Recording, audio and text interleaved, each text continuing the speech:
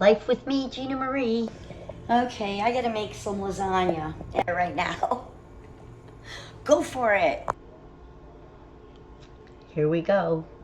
It's a 3-ring circus. We've got the water boiling for the noodles for the lasagna, and I'm going to brown the ground meat in this oil and throw in some onion and garlic and salt and pepper, And I've got some oil heating on the pan to the right. Throwing in some garlic at this point. You gotta kind of try to time things here, get everything, ready before. You can see me running around in the reflection on top. I'm gonna add my tomatoes to that garlic before it burns. And oops, forgot to add the onion, so I'm gonna throw a few in there. I've got onion with the meat, so I'm not worried about it.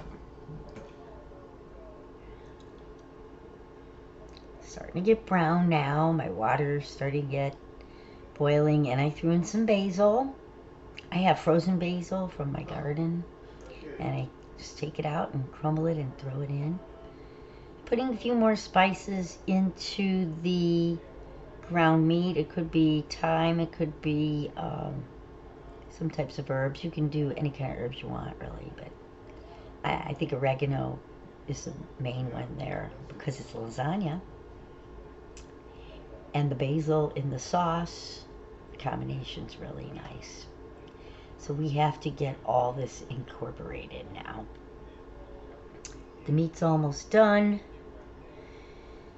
So I'm going to crumble some oregano into my sauce. It's dried oregano from my garden.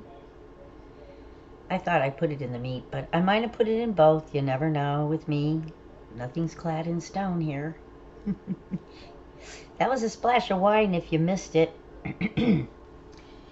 Just red Carlo Rossi, Burgundy, whatever you're drinking, a little splash. It gives it a really nice flavor.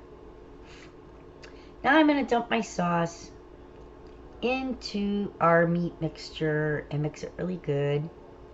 And we're going to get all this stuff together. But first, I'm going to just put a little more pepper. You can taste it, which I do, and you can't see. I taste a lot for salt and pepper.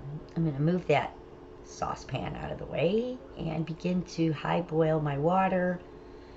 And I don't want to really cook these noodles out, only for a couple of minutes till they're still hard, actually.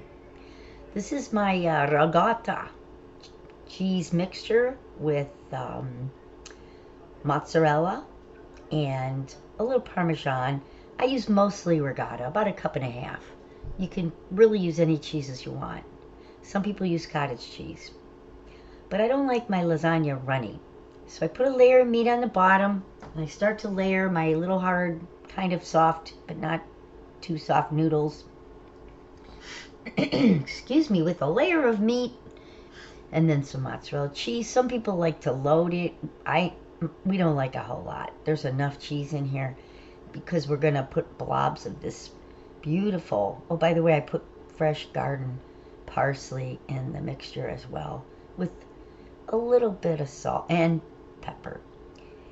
Layer that over the mozzarella, and then again another layer of the noodles. There's a little gap there. I'm trying to figure out a creative way to cover it. There you go.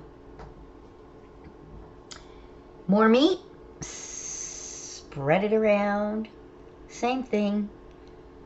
Get our cheese. Get it on there. Nice. Spread it the best you can. It all melts together anyway, It's all cheesy, melty, good goo with a crispy top. It's so good. This pan could have been a little deeper, so I'm really pushing it. Last layer.